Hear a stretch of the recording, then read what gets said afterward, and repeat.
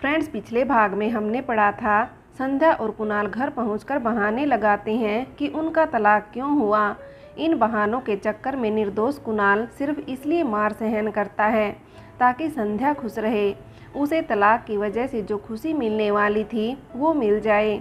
मगर जब कुणाल ने हद से ज़्यादा उकसाया तो विशाल बेकाबू हो गया और अंदर अपने कमरे से बंदूक लेने चला गया।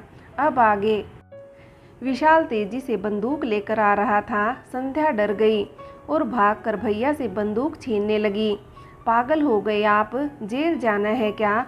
उसको मारकर अपने आप को सजा मत दो, कहने दो जो कहना है, जाने दो उसे। संध्या बंदूक छीनते हुए बोली, छोड़, तू बीच में मत आ, आज इसका कत्ल कर दूंगा।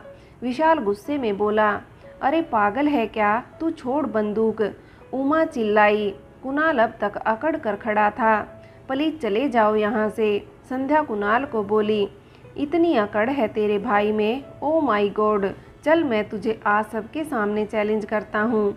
अगर इतनी प्यारी है तेरी बहन, मेरे जैसे हजारों मिलेंगे इसे तो 1 महीने का टाइम देता हूँ, करके दिखा इसकी शादी। विशाल को चैलेंज करते हुए कुणाल बोला, महीना 15 दिन अपने पास रख, इसकी शादी महीना 15 दिन के अंदर करके दिखाओ, कर ले जो करना है।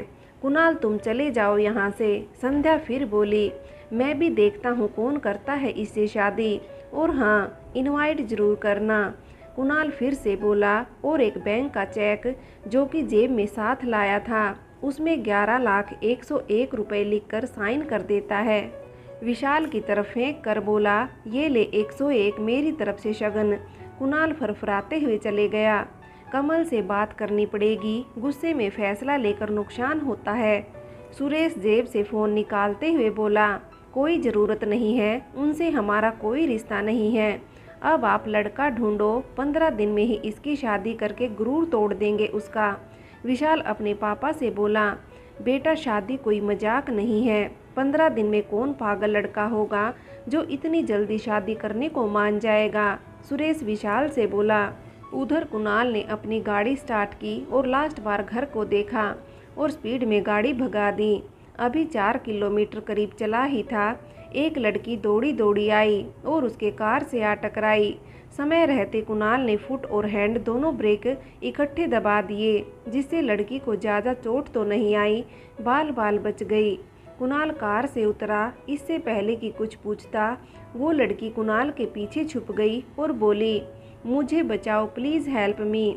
क्या हुआ, किससे खतरा है आपको? कुणाल ने पूछा। उसके कुछ जवाब देने से पहले ही 4 लड़के भागते हुए उसके पीछे पीछे आए। तुम जल्दी गाड़ी में बैठो, कुणाल ने दरवाज़ा खोलते हुए कहा और खुद भी गाड़ी में बैठ गया। गाड़ी स्टार्ट किया ही था कि वो चारों गाड़ी के आगे खड़े हो गए। गाड़ी आगे नहीं जाने दिया। तुम बैठो, 2 मिनट मैं आता हूँ, कुणाल ने दरवाजे के लॉक खोलते हुए कहा। नहीं प्लीज़, वो बहुत खतरनाक लोग हैं, लड़की ने कुणाल को रोकते हुए कहा। मेरी फिक्र मत करो, उन चारों की करो। कहते हुए कुणाल गाड़ी से उतरा और चलते हुए उनके सामने खड़ा हो गया। वो 4 एक तरफ खड़े थे, एक तरफ कुणाल अकेले। शाम का समय था। पीली धूप की पीली रोशनी कुणाल के माथे पर पड़ रही थी। कुणाल अपने बाजू समेटते हुए बोला, क्या बात है, क्यों परेशान कर रहे हो इसे? तू बीच में मत पड़, तेरे से कोई दुश्मनी नहीं है, सबसे मोटा तगड़ा आदमी अपनी पतली आवाज़ में बोला। कौन बोला? चारों की तरफ देखते हुए बोला। मैं बोला, मैं। छाती ठोककर फिर मोटा आदमी बोला, तेरे पर्सनैलिटी पर ये आवाज़ सूट नहीं कर रही है। कुणाल ने फिर उसे चिढ़ाया। विशाल का गुस्सा किसी पर तो निकालना था, जो गुस्सा दबाए था। वैसे भी जिंदगी में पंगे ना लिए तो जिंदगी व्यर्थ है। कुणाल आज से ऐसा मानने लगा था, ऐसा मारूंगा कि तेरी पर्सनैलिटी तुझ पे सूट नहीं करेगी। टाइम वेस्ट मत कर, रास्ता दे, मुझे जाने दे, कुणाल बोला। उनमें से एक आदमी कार की तरफ जाने लगा उस लड़की को बाहर लाने। कुणाल ने पीछे से उसको खींचा और जोर का धक्का मारते हुए कहा, कहाँ जा रहा है? तुझे बड़ी जल्दी है मार खाने की। उसने बिना कुछ बोले कुणाल को एक मुक्का मार दिया। अब कुणाल को इंतजार था तो बस उद्घाटन उनके हाथों होने की। कार में बैठी लड़की गिनते रह गई और बाकी 3 लड़के भी देखते रह गए। उस लड़के को इतने मुक्के पड़े कि बाकी 3 हक्के बक्के रह गए। तेरी मेरी कोई दुश्मनी नहीं है, इसलिए तुझे बस इतना ही। बोलते हुए कुणाल ने हाथ झाड़ा। नेक्स्ट चिल्लाते हुए कुणाल बाकी 3 लोगों की तरफ इशारा करते हुए बोला। मोटा अपने बलशाली शरीर को लेकर आगे बढ़ा। कार में बैठी लड़की अपने मोबाइल में वीडियो बना रही थी। मोटे आदमी ने कुणाल को मारने की कोशिश ही की थी कि कुणाल का एक जोरदार लात उसके पेट में पड़ा और आदमी पीछे की तरफ गिर गया। धत तेरी, ये जीन्स थोड़ी टाइट है वरना छाती में पड़ती, कुणाल अफसोस करते हुए बोला। इस लात का मोटे पर कोई खास असर नहीं हुआ। अब तीनों एक साथ कुणाल की तरफ लपके। कुणाल ने एक गुस्से में एक लड़के को पीछे गिरा दिया। इतने में मोटे आदमी ने कुणाल को अपने बाजुओं से जकड़ लिया। कुणाल खुद को छुड़ाने की कोशिश कर रहा था और उसे बाकी 2 गुस्से पर गुस्से मारे जा रहे थे। लड़की ये सब अपने मोबाइल पर देख रही थी, यही जैसे कोई फिल्म देख रही हो। उसे होश न रहा कि उसकी वजह से कोई पिट रहा है। कुणाल ने गुस्से में मोटे के हाथ को दांत से काटा और छूट गया। फिर उसके बाद उन तीनों की हालत देखने लायक थी। कुणाल एक को पीट के सुला देता है और उसके उठने तक बाकियों की खूब मज़े से पिटाई करता है। थोड़ी देर की घमासानी के बाद चारों भाग गए। अब कुणाल कार में बैठा और उस लड़की से पूछा, चलो आपको छोड़ देता हूँ, कहाँ जाना है आपको? लड़की ने रोते हुए जगह का नाम बताया और रास्ता भी। दोनों गाड़ी में जा रहे थे। थैंक यू सो मच, लड़की बोली। It's okay. थे कौन वो और क्यों मारना चाहते थे आपको? कुणाल ने पूछा। नहीं जानती, मैंने नोटिस किया कि वो कब से मेरा पीछा कर रहे थे। मैं घबरा के दौड़ने लगी, उन्होंने भी मेरे पीछे दौड़ लगा दी, लड़की रोते हुए बोली। रोना नहीं मेरे सामने, पहले चुप हो जाओ। कोई तो बात है तभी, वरना कोई पागल ही होता है जो ऐसे पीछा करता है। आपको पता है लेकिन आप बताना नहीं चाहते, कुणाल ने कहा। लड़की आंसू पोंछते हुए, इन्हें विवेक ने भेजा है मुझे किडनैप करने को। विवेक? और क्यों? तुम्हें क्यों किडनैप करना चाहता है? वो मुझसे प्यार करता था, लेकिन मुझे वो गुंडा बिल्कुल पसंद नहीं और मेरी शादी किसी और से तय हो चुकी है। ये सुनकर वो पागल ही हो गया और ज़बरदस्ती शादी करने में तुला है। लड़की ने रोते हुए कहा। अरे वाह, इतना प्यार करता है आपसे वो?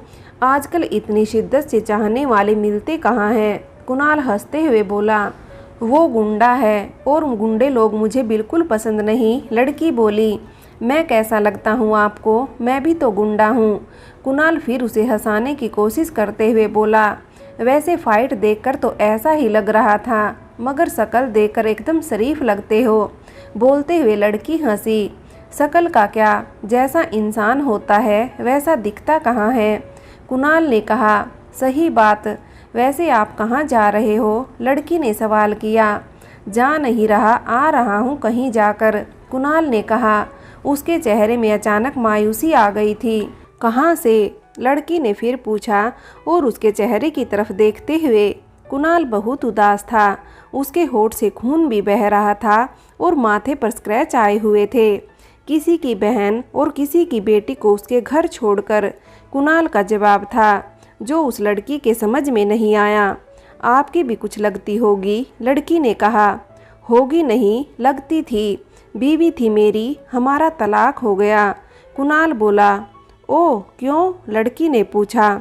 बोला तो कि मैं गुंडा आदमी हूँ। उसको सच बताना जरूरी नहीं समझा और खुद सोच में डूब गया कि आखिर उसका तलाक क्यों हो रहा है। जब संध्या से उसकी शादी की पहली रात थी और संध्या ने कुणाल को सब सच बोल दिया था। देखो, मैंने तुमसे शादी जरूर की है, मगर ये मेरी मजबूरी थी। मैं तुम्हें अपना पति नहीं दोस्त मानती हूँ। हम कभी पति पत्नी नहीं बन पाएंगे, संध्या कुणाल को बताते हुए बोली। क्या बोल रही हो? कैसी मजबूरी? कुणाल ने पूछा। तुम तो जानते हो मैं नीरज से कितना प्यार करती हूँ, संध्या ने कहा। मगर तुम तो बोली थी मम्मी पापा मेरी शादी नीरज से नहीं करना चाहते। नीरज जाति में छोटा है और मम्मी पापा पुराने ख्यालों के हैं, कुणाल बोला। हाँ, लेकिन वो मेरी शादी उससे नहीं करना चाहते थे, उनकी इज्जत का सवाल था। फिर जब तुम आए देखने मैं मना करने वाली थी, मगर संध्या कहते कहते रुक गई। मगर क्या बोलो, मुझे एक आइडिया आया। मम्मी पापा मेरी शादी नीरज से अभी नहीं करवाएंगे क्योंकि मेरे लिए लड़कों की कमी नहीं है, लेकिन अगर मैं तलाकशुदा कहलाऊं तो मुझसे सिर्फ मुझसे प्यार करने वाला ही शादी करेगा, इसलिए मैंने शादी के लिए मना नहीं किया। संध्या बोली, तो तुमने मुझसे तलाक लेने के लिए शादी की? कोई और लड़का भी चुन सकते थे। कुणाल बोला, और कोई रास्ता नहीं था मेरे पास, और मैं किसी और पर भरोसा भी नहीं कर सकती थी कि वो मुझे तलाक आसानी से दे देगा। संध्या लज्जित स्वर में बोली, मैंने भी देने से इनकार कर दिया तो? कुणाल बोला, तुम पर भरोसा है मुझे, तुम मेरे से ज़बरदस्ती का रिश्ता नहीं रखना चाहोगे, और मुझे ये भी यकीन है कि तुम मेरा भरोसा नहीं तोड़ोगे। संध्या बोली, और जो मैंने तुम पर किया था उस भरोसे का क्या? कुणाल ने जवाब दिया, मैं कुछ सोच नहीं पा रही थी तब, और मैं नीरज के बिना पूरी ज़िंदगी नहीं गुजार सकती। प्लीज़ मुझे माफ़ कर दो और मुझे तलाक देकर इस फालतू के बंधन से मुक्त कर दो। संध्या ने रोते हुए कहा, अगर उसने शादी के लिए मना कर दिया तो तुम क्या करोगे? कुणाल बोला, मैंने उससे पूछकर ही फैसला लिया है। संध्या अपनी चादर और तकिया लेकर फर्श पर एक बिस्तर बिछाते हुए बोली, और मेरा क्या, मुझसे कौन शादी करेगा? कुणाल ने जवाब मांगा, कोई भी कर लेगा आपसे तो शादी, आप इतने अच्छे हो। संध्या आस बांधती हुई बोली। कुणाल अपनी किस्मत पर हंसे कि रोए समझ नहीं पाया और उसे बेड पर सुलाकर खुद नीचे बिस्तर पर लेट गया। दूसरे ही दिन कुणाल उसे घूमने के बहाने कोर्ट ले गया। कोर्ट से 6 महीने की मोहलत मिली और आदेश दिया, 6 महीने आप लोग साथ रहेंगे। दोनों ने किसी को नहीं बताया और 6 महीने तक इंतजार किया, और आज 6 महीने 1 दिन हुआ था। हेलो, कहाँ खो गए? लड़की जोर से बोली। कुणाल ख्यालों से बाहर निकला और बोला, बस याद आ गई किसी की। लड़की, बस आगे गली के पास रोक देना। वैसे मेरा नाम पूजा है, आपका? देखो कब से साथ आ रहे हैं और नाम तक नहीं पूछा। पूजा बोली। कुणाल गाड़ी रोकते हुए बोला, ठीक है, आज से हम दोस्त। क्या आप मुझसे दोस्ती करोगे? पूजा ने हाथ मिलाने के लिए आगे बढ़ाया। दोस्ती दुश्मनी करना बेहतर है आज के समय में, क्योंकि दोस्त उम्मीदों में खरा नहीं उतरता, धोखा दे ही देता है। दोस्त से बेहतर तो दुश्मन है, उससे उम्मीद ही धोखे की होती है, और वो इस उम्मीद पर खरा तो उतरता है। कुणाल ने कहा, किसी दोस्त से धोखा मिला है शायद, चलो दुश्मनी ही कर लो, कम से कम एक रिश्ता तो बन जाएगा। पूजा बोली। कुणाल हंसते हुए हाथ मिलाता है। पूजा चली जाती है। कुणाल भी अपने घर की तरफ प्रस्थान करता है। फ्रेंड्स, आगे की कहानी के लिए कहानी का अगला भाग देखें।